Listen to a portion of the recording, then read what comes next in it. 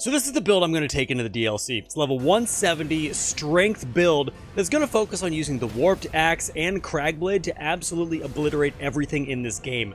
The staggers with this build are so incredibly easy that you're going to have such an easy time. Does a ton of damage, and overall it's just a great solid build that's not overly complicated, so let's go ahead and jump into it. Now, why the Warped Axe and Cragblade? So this is a strength build, as I was saying, but the Warped Axe is going to have an S scaling in strength, especially when you put a heavy affinity on it, and Cragblade is going to provide you that stance and stamina damage, and a few other odds and ends that we're going to go over in a minute, that's overall going to make this build synergize incredibly well and absolutely destroy everything. Now, you'll see when we go over the talismans, I have a decent amount of quality of life talismans equipped with this particular build. The reason being is in the DLC, I don't know what's going to happen, so I want to stack as much health and damage negation as I can, but at the same time having talismans that are going to allow me to do some great damage with how I've decided to play this build. So that's what you're going to see when we get into the talisman section, but first off, let's go ahead and start with the weapon, how you get it, and everything you need to know about it. The Warped Axe is going to be dropped with a 4% drop chance from omens that you find around the lands between. It's an incredible weapon doing a crazy amount of physical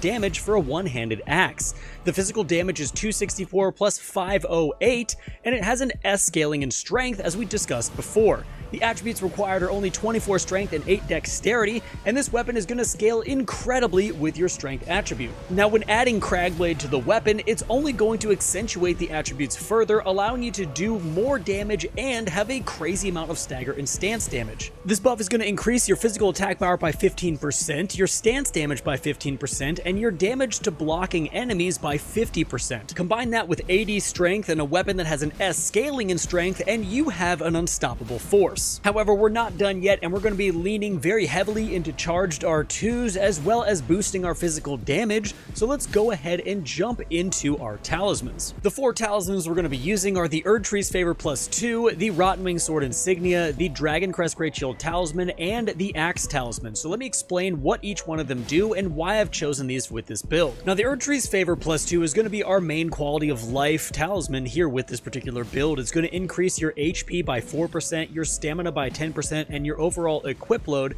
by 8%. This is a really fantastic talisman, just gives you a lot of extra stats, and you don't know what's going to be happening in the DLC, so this is a great talisman to use for that overall survivability. Now, the Rottenwing Sword Insignia is for when we want to one-hand our axe, and we want to swipe super quickly, getting those successive attacks off, allowing us to get a 13% attack power boost with this talisman equipped. Now, there can be an argument here to not equip the Rottenwing Sword Insignia, but instead equip the Dagger Talisman to get extra damage on our critical strikes, which is also a viable option considering we break stances a ton with this build.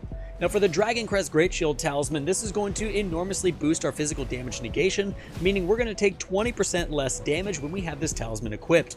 Once again, this is a quality of life talisman. I don't know how hard enemies are going to hit in the DLC, but the majority of what we've heard so far is that the DLC is going to track with kind of end game in Elden Ring, so I can imagine enemies are going to hit decently hard. And lastly, for us to hit decently hard, we need the Axe Talisman, which is going to boost our charged attacks by 10%. Now, we are going to add to that charged attack damage later on in our Flask, which we will get to in just a minute, but with that being said, all these talismans really synergize well, making a solid balanced build in order for you to have a really fun time playing, while at the same time doing a ton of criticals, heavy charged R2 damage, and being able to survive. And guys, real quick, thank you so much for watching this far into the video. It does mean a lot. I just want to let you know everything you're seeing here on the recording has been recorded on New Game +5. So this build is still very viable at level 150 if you want to do that. So I will have the stat breakdown at the end, just so you guys can know what to do to get to level 150, even though that I'm on level 170. But with that being said, guys, thanks once again. Make sure to subscribe as you continue to watch, and let's jump back into the rest of the video. Now, in order to get these 4 talismans, the Erdtree's Favor +2 is going to be located at the very end of the game in Lindell Ashen Capital, and it will just be sitting on top of a log, but 3 ulcerated tree spirits are going to be patrolling the area, so definitely be careful. All you need to do is go to the Forbidden Lands site of Grace and work your way backwards, and you will find this talisman. For the Rottenwing Sword Insignia, you need to do Millicent's questline, and I will leave a video down in the description below so you guys can go check that out. The Dragon Crest Great Shield Talisman is going to be found in Ephriel Brace of the Halig Tree in a broken down church, surrounded by a ton of pest enemies within a chest, and the axe talisman is going to be located in the Mistwood Ruins right here on the map. So when it comes to our Great Rune for this build, I am using Godric's Great Rune. It's going to raise all my attributes by +5, and it cannot hurt to have extra stats in any build, which is why I chose this particular rune. I feel overall it's going to help with the survivability into the DLC, so it seemed to be a good match. But as far as our Flask, we are going to be using two tiers that are absolutely wonderful together, and I've used them in strength builds before, and that is going to be the Spiked Crack tier as well as the Stone Barb Crack tier. The Spiked Crack tier is going to temporarily boost your charged attack power, which is going to stack with our Axe Talisman, giving us a total of about 26% charged attack power, making our heavy R2s incredibly powerful. And on that note, your heavy charged R2 can take a little bit of time to wind up, so make sure that whatever armor you are wearing is past the 51 poise mark so you are able to tank a hit. Now as for the Stone Barb Crack tier, this is going to temporarily make stance break easier. Now what this means is you're going to get an extra 30% stance damage and 30% stamina damage to blocking enemies, allowing you to just break through stances of anybody in your path. This tier combined with the heavy charged R2 and Crag Blade is absolutely incredible, and it's a solid combination. Now I mentioned earlier that we are going to be increasing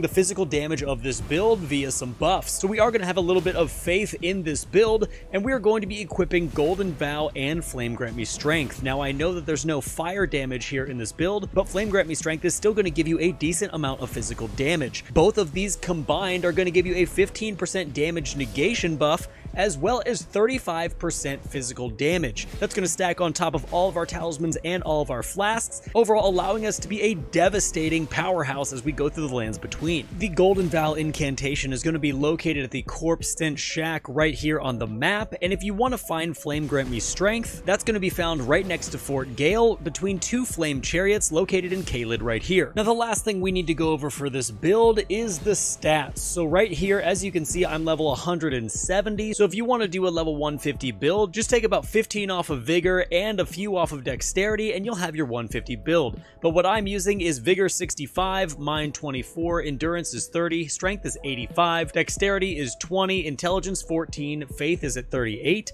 and Arcane is at 13. Now I know some of these stats can be a little bit min-maxed, but overall I feel like we've got a really solid strength build here, doing both stance damage and a lot of physical damage with some decent survivability. I think the DLC is going to be crazy fun, and I think this build, even though we're not exactly sure how the leveling system is going to work in the DLC, I'm curious to see how much this build is going to do and how it's going to perform in the DLC, so I'm going to go ahead and take it in. And guys, with that being said, that is going to be the build that I'm going to be taking into the Shadow of the Erdtree. Now here's the deal, we don't 100% know how the new leveling system is going to affect builds going into the DLC, but I feel like it's always important to have a strong build, especially when going into the unknown, because we just have no idea what's going to happen. But with that being said, guys, thank you so much for watching the end of the video. Make sure to subscribe. Also, leave a comment down below with what build you are taking into the DLC, because I always love to know what people are rocking, and it interests me a ton.